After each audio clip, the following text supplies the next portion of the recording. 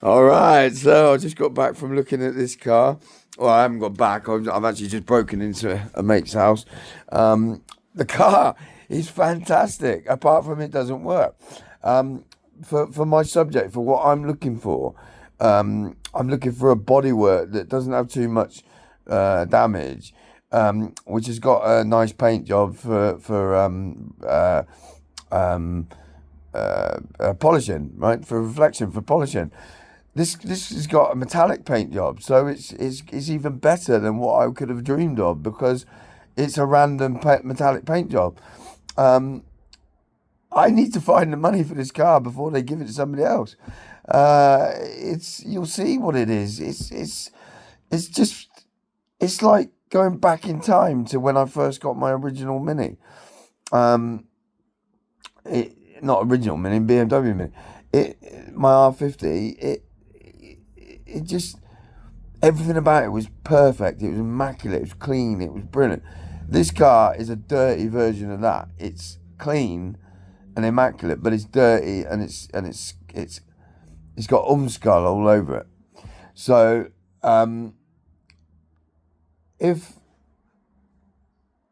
if they put it back together in the time period that I've given them 3 weeks to put it back together, get it down here. It's only 10 feet up the bloody road. Get it down to this property here where I can leave it. Got permission. Start polishing it, driving it, MOTing it. I may well have achieved something without having to go out of the bloody town for. I thought I'd have to travel all over England looking for the right car. But it just so happens that it's owned by a couple of neighbours of a friend of mine. So I just don't know where I'm going to get. I said I agreed on 500 because he's going to do some work to it. So I think that's a fair price. They get a good price. I get a good price. But I know it's going to need things doing to it. It's going to need clutches and stuff. So I'm not worried about that.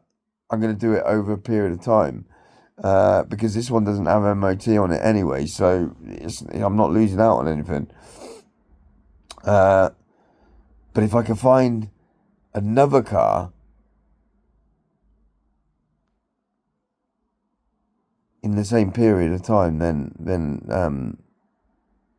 it's possible I could get both. And I found the car. And I'm waiting on quotes from garages to tell me where I can send this car to be fixed. Because it's a timing chain problem and not everybody specialises in timing chains. Unfortunately, it's a lot of money.